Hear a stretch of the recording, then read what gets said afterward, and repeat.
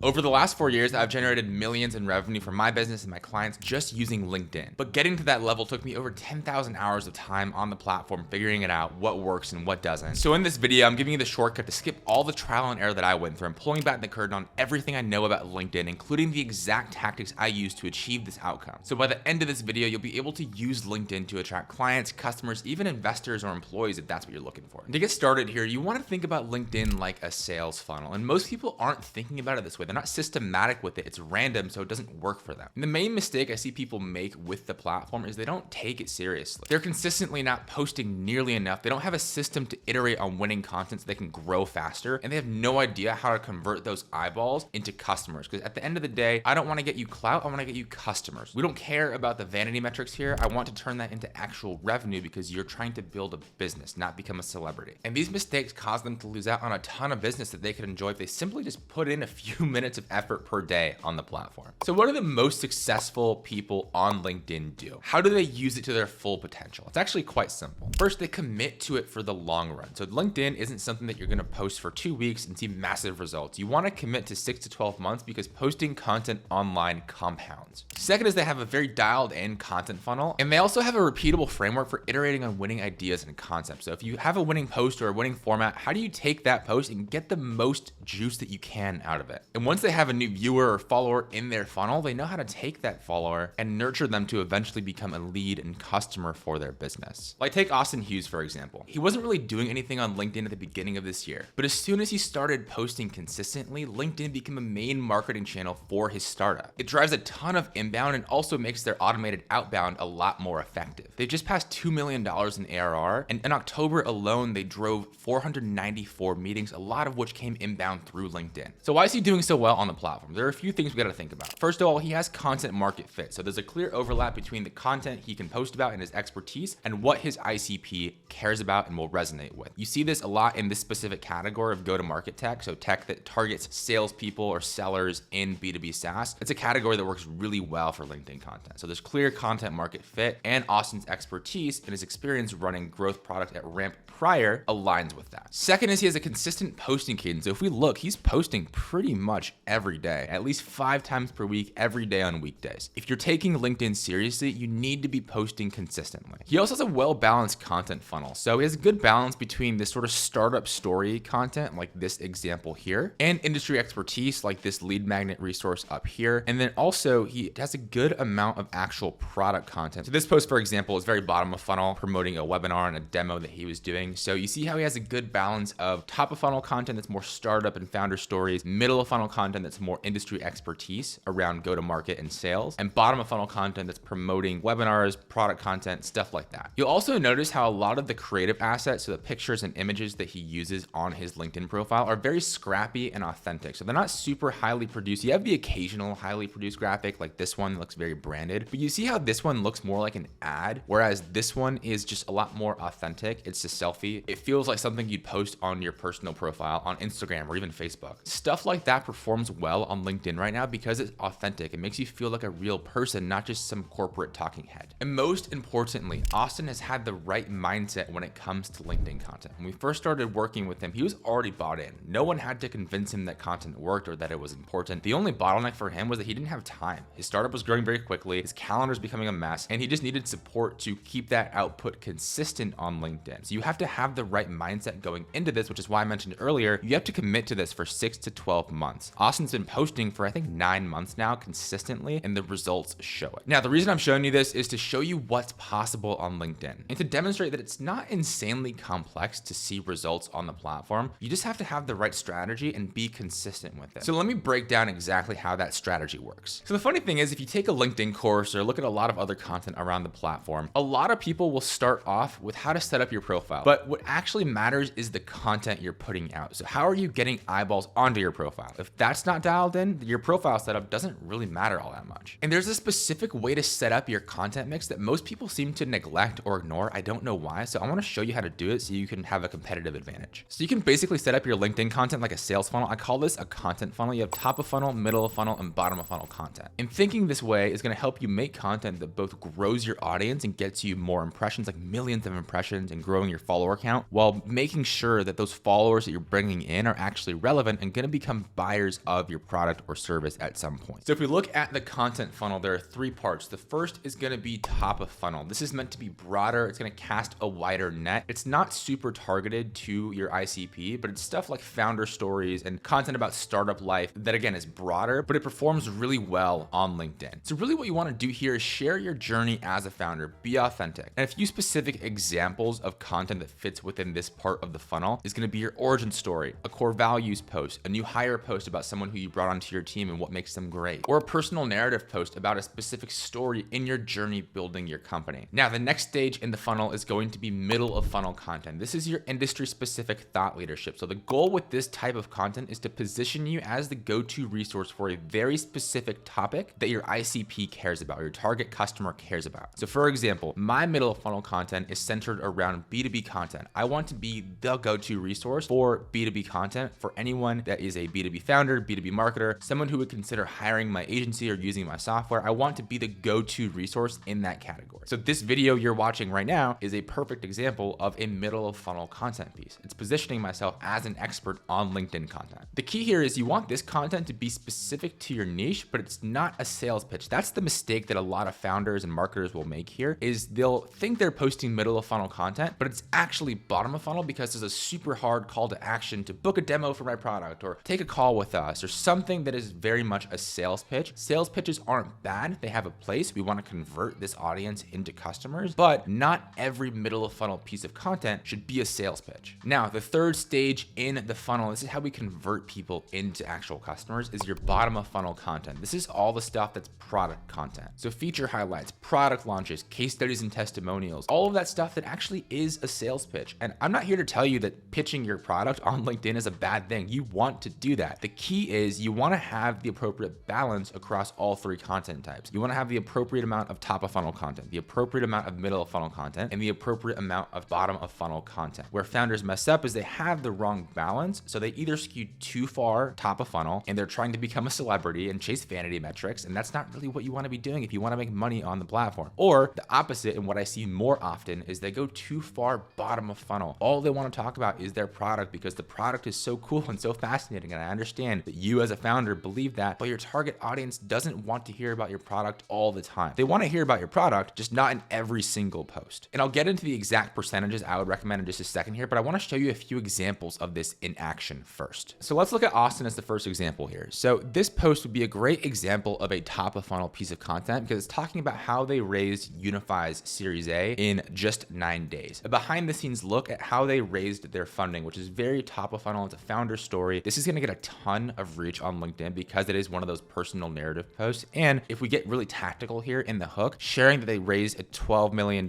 Series A in 9 days with those specific numbers and story-based hook is a great way to get people into the post. But this type of content performs really well. You see that it has almost 600 likes and over 50 comments. So really strong performance. It's top of funnel. Now, the second post is a lot more middle of funnel. So it's still a personal story, but you notice how it's a lot more specific to the category of go-to-market and sales. So it's talking about Austin's experience doing founder-led sales and building out a sales team. So it is a personal story, and actually it kind of is a founder story, but it's specific to his target audience. So he's selling into CROs, VPs of sales, founders that are running sales. And this post adds value to that audience and positions him as an expert in go-to-market strategy. Now, this third post is more bottom of funnel because it's a direct call to action to sign up for his newsletter. So whenever you're trying to move someone off of LinkedIn to a newsletter or a product page or something that's deeper in the funnel, this is going to be a bottom of funnel piece of content. Now, again, we don't want every single post to be a hard call to action to the newsletter, but you want to do this occasionally because, yeah, the goal is to move people from LinkedIn to an own channel like email. Okay, I'm going to use myself as the second example here. So this post is a clear example of a top of funnel piece of content. It's team related. It's talking about how my team actually played a prank on me. And if you look here, they dressed up as me on Halloween. So pretty funny, but this is a great example of a top of funnel piece of content about like company culture and team building, and not specific to my niche of B2B content, but it performs really well. So it got over 100 likes, got a ton of engagement, and a good amount of visibility on the platform. Now, a middle of funnel piece of content would be something like this. Founders, please understand if you generally commit to posting content on LinkedIn for 12 months, iterate with every piece of content you publish, and put time into building relationships on the platform, I just don't see how you lose. So that's an idea that I'm trying to instill in my target audience's mind, but you see how that content content is not broad and applicable to everyone, but it's applicable only specifically to founders who want to grow on LinkedIn, which is my ICP. So I want to position myself as an expert for that specific person. Now, this third post is going to be more bottom of funnel. So I launched a software company called Bluecast. This post is very directly promoting a new feature that we launched, so multiple workspaces. And the content still performed well. So a misconception a lot of people have around bottom of funnel content is that it has to perform not as well as middle or top of funnel content. Generally, you will see less amounts of likes and engagement on this type of content, but you can still write bottom of funnel content in a way that will perform pretty well. But just notice how this is very directly promoting my product. Again, if I made a post like this every single time I post, my audience would get tired of it. So you want to have a good balance. All right, third example, just to make sure you have a very clear idea of how this looks, is Adam Robinson. So Adam is like the poster child for founder-led content. We worked with him early on to help him launch his LinkedIn. Now he's ripping his own content. He is doing amazing. This post is an example of top of funnel content. So over the past 10 years, I've read over 250 books about startups. Here are the 8 books that have helped me go from $0 to $25 million in ARR with zero funding in order of impact, and what I learned from each of them. Very clear founder story and just giving resources that helped him as a founder. So not very specific to B2B go-to-market, which is also the category that Adam is in. This is definitely a broader post, but this sort of resource curation, so sharing X amount of books that helped me achieve this outcome. Great example of a top of funnel piece of content. So this one I would say is more middle of funnel, so getting very specific on how to scale a SaaS company. So Adam's target audience is either founders or sellers or execs that are trying to scale a SaaS company. His whole shtick is building in public and sharing exactly how he's building our B2B and Retention.com, his 2 companies. So this content piece about the 5 non-secret secrets to scaling revenue when you don't have big VC money speaks very directly to that target audience and positions him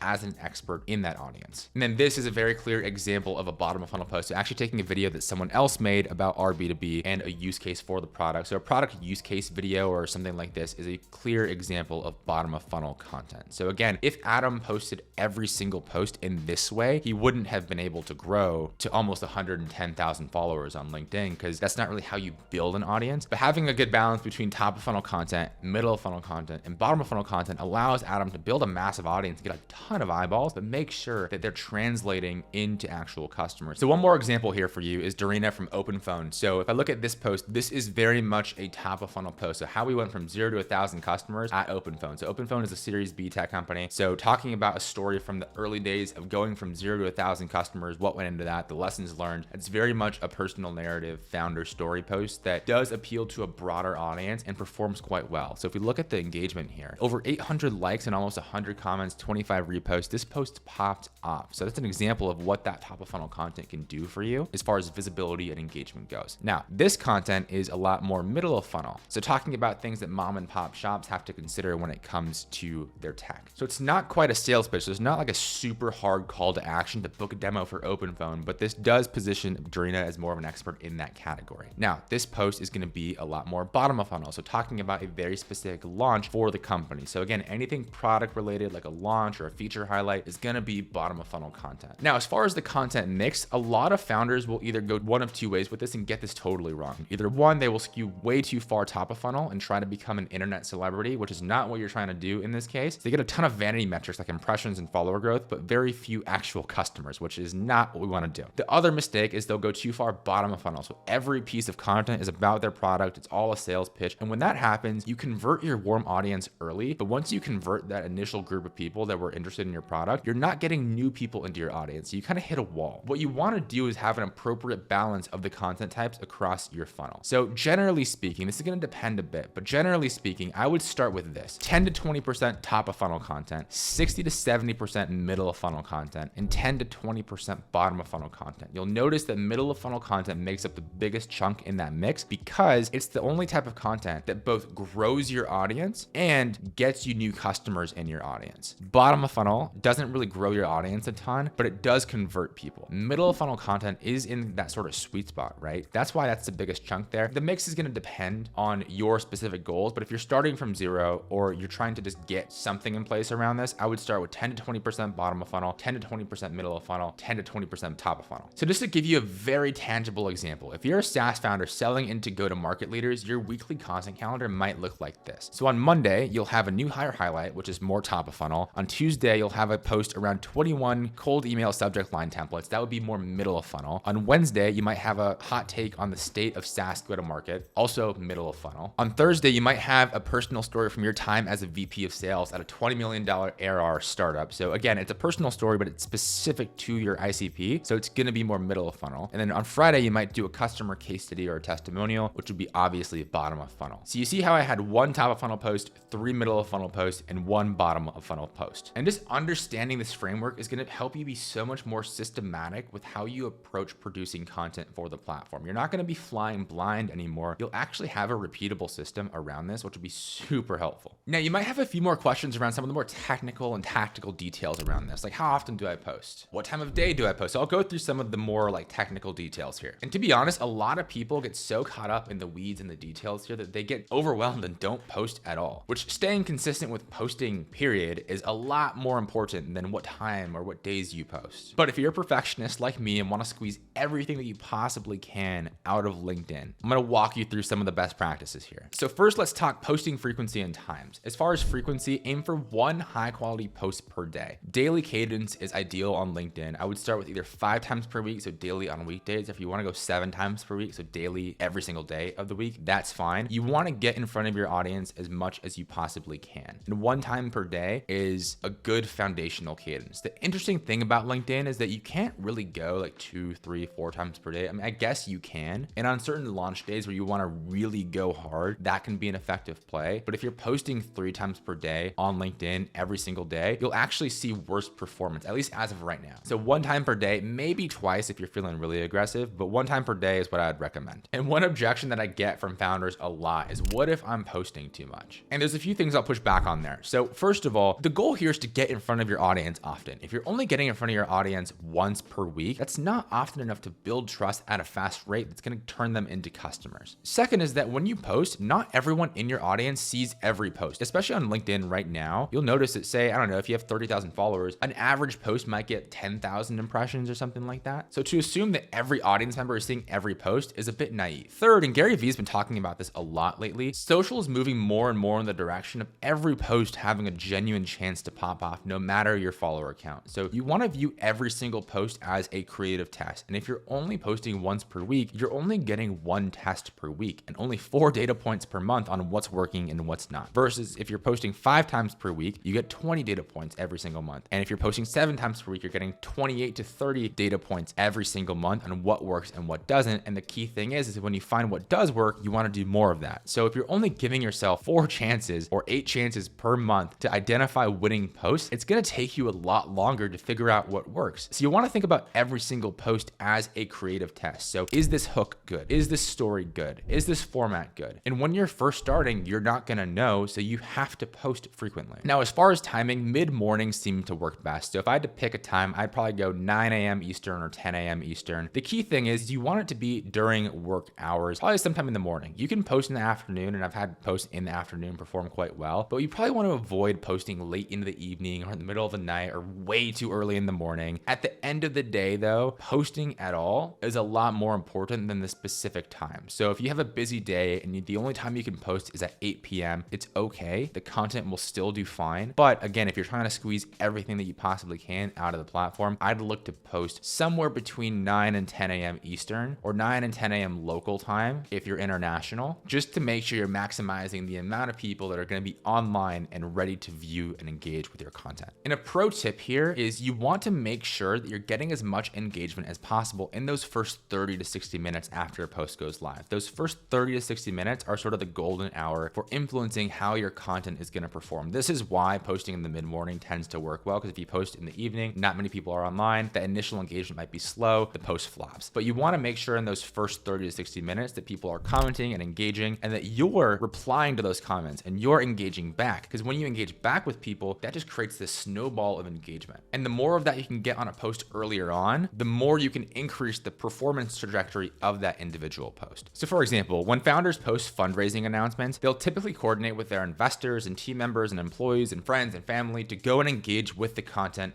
just after it goes live to maximize the performance. I know Austin did this with his content, and as you can see in the result, it worked quite well. With your more evergreen content, you're not going to send every single post to your friends and family asking, hey, can you engage with this? But you want to maximize the engagement that you get early on. Now let's talk engagement. So something that a lot of people don't necessarily classify classify as posting or as part of making content on LinkedIn, but actually matters a lot, is engaging and commenting on other people's content. And especially early on, this is how you get around the algorithm and make sure that you're not just posting into the void. So I think we've all been there. You start posting on a new platform, you make your first piece of content, it's so good, you're so proud of it, and then it just flops and you're wondering what happened here. Like, how did we end up in this spot where this post got 1 like and the like was my 1 employee? It's because you don't have a network or a community on the platform yet. The good news is you can manually build that. You don't have to wait for the algorithm to serve your content to more people. You can go out of your way to build a list of people to connect with and comment on that are then going to start to look at your profile and look at your content. And that's how you build your initial audience before the algorithm actually starts serving your content to more people. You'll notice that when you consistently engage with people, your profile views are going to go up. And you'll also notice the law of reciprocity play out. So especially when you start to comment on other people's content and you leave thoughtful, engaging thoughts on other people's stuff, they're going to start to engage with your content. Not everyone, but you'll see this happen more often than not. And then when those people engage with your content, it boosts that content to their audience, and that's how you get more eyeballs on your content early on. So a simple rule that I'd recommend here is follow the 3x3 engagement rule. So just to keep this very simple, I want to give you a framework to use. So every single day, you're going to comment on 3 ICP accounts, 3 industry thought leader accounts, and 3 broader business accounts. So say, for example, I'm trying to get clients for my B2B content agency. How would I approach this? Say I go to LinkedIn, an ICP account might be actually Dorena. So I might comment on this post because she's a SaaS founder. She would fit into my ICP. Thought leader post might be someone else like Dave Gerhardt, who's a B2B marketing leader. So I might go to Dave's content and see what he posts today and leave a thoughtful and engaging comment on, for example, this post that he made 2 hours ago would be a good example of a post I would comment on. And then a broader business influencer might be someone like Alex Hormozy, for example. Obviously not specific to B2B content and as specific to my ICP, but he has a massive audience. If I can comment on his content, I'm going to get in front of that audience. So if I can comment on, say, this post, for example, and get a good amount of visibility, people are going to see that. And again, maybe go over to my profile. And if my profile is set up well, I'm posting good content, they might stick around and follow and eventually become customers. So keep it simple. 3 ICP accounts, 3 industry thought leader accounts, and 3 broader business accounts. If you're doing that, that should take you about 15 minutes or so. If you're going to leave thoughtful comments, that will go a long way. I don't need you to spend 3 hours of your day engaging with people. That's just not super productive. You have to run a company or you have to do other stuff in marketing your company. And I don't want you spending your entire day on LinkedIn. There are people like that and I don't know how they do it or why they do it, but just 15 to 20 minutes per day. That's all you need to do. And look, quick shameless plug, but I have a newsletter where I talk about LinkedIn strategy and B2B content marketing in a lot more depth. So if you want to check that out, I'll leave it in the description. Been writing it for 4 years now. It's a great resource to go even more in depth on this stuff. Now, at this point, you have a good idea of what to post, how to engage, how to get more people seeing your profile, seeing your content, but how do you actually set up your profile to convert those people into followers so they keep seeing your content and eventually into customers? It's not that complicated, so let me just walk you through it. First of all, profile picture, not too complicated, just a simple headshot. Make sure it's clear above the shoulders. Make sure it's zoomed in enough to where if you're on the timeline, it doesn't look too small, but don't overthink this. Just simple headshot, pay a photographer for an hour, get a picture taken, or just set a tripod up against a white wall or something. Also with your header, my hot take is that header images actually don't matter a whole lot. You can do the whole branded header stuff. So if we look at Austin's profile, for example, he has a pretty branded one for Unify, which can work. But if I look at my profile, this is calculated in that it is sort of social proof. I've learned everything about content strategy from you, Tommy. So if someone sees that, they know that I know about content strategy, but it's very raw. It's just a screenshot from my Twitter. Next is going to be your headline. Again, common theme here, but don't overthink this. The simple formula is role at company and then a line about your value prop or why people should follow you. CEO at Compound, my agency. Co-founder at Bluecast, my software company. And then building a social media agency for B2B companies. So if someone sees that, they know that I'm going to be posting content about B2B social strategy. So it makes it very clear why they should follow me. Now, make sure you have your button set up. So visit my website. If you go here, you'll see that it goes to my newsletter actually. So I want to move people to my newsletter. So that's where I have as my CTA. So make sure you have that set up. And then with your about section, again, don't overthink this. Keep it short and sweet. You don't have to have a novel here. You don't need your whole life story. Just a couple lines on what you're building, who it's for, and some social proof. So scaling Compound Content Studio, social agency for B2B companies, yada, yada, yada. And then we've helped over 35 early stage SaaS and service founders launch and scale founder-led content in the past 1.5 years. Very clear example of social proof. So what do we do? Who have we done it for? How many people have we helped? It makes it very clear that, hey, we know what we're doing. And then also writing a weekly newsletter called Social Files. Check out the featured link. So a nice little call to action. So you notice how it's just a few few lines. It's not super complex, but it gets the job done. Next up, we've got your featured link. So this is very underrated, and one of the beneficial things about LinkedIn is you can actually set featured posts. What I like to do is have them be links to the next step in my funnel. So again, I mentioned my newsletter. I have a link to my newsletter here. I also have a link to a template pack that I put together for B2B founders with a bunch of LinkedIn post ideas. So both of these things are the next step in my funnel. You'll notice I actually don't promote my agency a ton in that, like, hey, book a call with us, partly because we have a wait list, but partly because I want to get people to make that initial low commitment move down the funnel, signing up for my newsletter or buying this template pack, which is like $27. It's like very low ticket compared to our actual agency service. But those featured links are a great way to move people to that next step of the funnel. And you'll notice here at the tactical level, I'm using the imagery sort of like a YouTuber uses a thumbnail. So you clicked on this video because of the thumbnail on the video. I want to use the imagery here to get people to click on the featured link and move down the funnel. So 50 plus LinkedIn content templates. And then this one says join 22,000 B2B marketers who read social files. And I'm using that imagery to make it more of an obvious decision to click and move down the funnel. And then last thing, super basic, but just make sure your experience is up to date. What I'd recommend here too is don't get too fancy with this. I see a lot of people include every single company they've invested in, every single certification they've taken. And I understand what they're doing, but the cleaner you can make this, the better. So all I have is my experience of my actual jobs and companies that I've run or started. So that's that when it comes to profile setup. Now let's look at the very bottom of the funnel here. So you have your content dialed in, you've got your profile set up. How do you convert these people into actual leads and customers? I mean, first of all, if you have this set up right, you should just start to get more inbound leads. So I don't actually do a ton of outreach, and I've given myself that luxury because I've been so consistent with content. But you can also use LinkedIn to make your outreach a lot more effective. In the few instances where I have done outreach, it's actually so cracked because I have this personal brand built up. So here's how I approach it. First of all, is you want to be sending targeted connection requests every single day. What you want to do, and I believe LinkedIn allows you to send about 100 connection requests per week. So if I go 5 days per week, I want to send 20 connection requests per week to people in my ICP. The reason why you want to do that is when someone accepts a connection request, it's a mutual follow. So if they accept your connection request, they're going to see your next piece of content if you're posting consistently. And this is a way that you can manually add relevant people into your audience on LinkedIn. So if I want to reach more SaaS founders, I'll just go connect with more SaaS founders. If I specifically want to reach more SaaS founders in the go-to-market category, in the marketing tech category, I'm going to go connect with specific SaaS founders in those categories. And you can manually build an audience of relevant potential buyers without having to rely on the algorithm. Now, how do you find these people? Two ways. One, you can just use the native LinkedIn search, which is actually what I will end up using. Or two, you can use Sales Navigator to do this in a lot more of a systematic way. To be completely honest with you, I probably use LinkedIn native search a lot more than I use Sales Navigator, just because the volume of outreach that I have to do is so much lower because of the personal brand that I've built. But either way, the goal here is you want to find relevant accounts to send connection requests to. So say, for example, I want to find SaaS founders. So you notice how when I go to people, a bunch of folks come up that are SaaS founders. So take Liz, for example. I don't think I've connected with her. She might be someone that could be a potential customer of mine. All I got to do is just go to more, connect. And what you want to do here is send without note. I would say in most cases, this is the most effective strategy. I learned this from my friend Morgan Ingram, but apparently it performs better than sending with a note in most cases. I would say the exception is, say you met someone at a conference or met someone at an event, or there's this very specific reason to add a note, you can add one, but don't feel like you have to because it's going to perform better. A lot of times sending a blank one is going to perform better. So I'll send that. So one of the ways that you want to prioritize the connections you're sending is based on the amount of mutual connections that you have. Because if you don't have no mutual connections with someone, it's probably less likely that they're going to accept because they're not going to know who you are. But if, for example, in this case, I have, let's see, 7 mutual connections with Liz, that's not even that many, but it's enough to show that, hey, this just isn't a spam connection request. This is actually relevant. But in some cases, you'll find that some people have 100 mutual connection with you or 50 or something like that. And in those cases, it's like very obvious that, oh, this person's in my network. I should probably accept that connection request. So you want to be intentional with this. And this is why you don't really want to do mass automated connection requests here on LinkedIn. You want to get very specific with it. Now, when you do this, when you first send the connection request and they accept,